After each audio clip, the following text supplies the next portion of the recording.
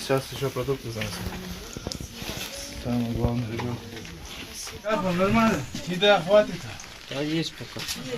Лично глава членских служб Рамнахмат Кадыров сюда, чтобы вас обеспечивали, охраняли. Вот из-за этого я приехал сюда. Что вам именно нужно? Воды? Так, все. Еды тоже принеси. Может, салфетки влажные, если есть. Все покупаем. Рудничок есть, ребенок, детское питание, смесь. Лекарства? Да, там мы составили целый список. Прямо сейчас позову врача, чтобы он каждое утро, чтобы здесь посмотрели. Ой-ой-ой, доброе утро, доброе утро. Как вы, нормально? Не боишься, а? Все будет нормально. Мы вас охраняем, не переживайте. Рамзан Ахматович сказал, что вам все обеспечивали, охраняли, чтобы мы. Хорошо? Смотри. Эй.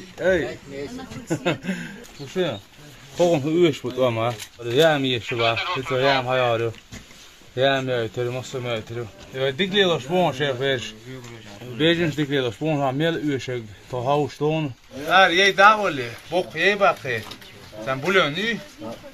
Больше бульони я лансе бит. Анвари, али. Сана я амдуй. Сана я. Мус подкаст принесу. Сейчас. Выйдет, я ее заберу тогда. Нормально? Да, вот бегала, у меня мальчики супчика налили даже. Ага, да? И чаю, да, спасибо. Обязательно А то нема что есть тут все. Спасибо, Рамзан Ахматович, за то, что хорошо к нам обращаетесь, за то, что дали нам игрушки. Спасибо за игрушки, за еду, за сладость, за одежду. Понравилось все. Спасибо большое.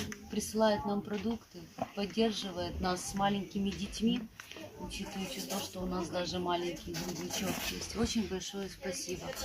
Видишь, вас никто не обижает. Нет, не обижают, никто не обижает. Очень Большое спасибо за предоставленную помощь. Не плачь, не плачь. Спасибо вам очень большое. Даже разрешают гулять с нашими животными. И животные наши тоже накормлены, напоены, не обижены. Все очень рады.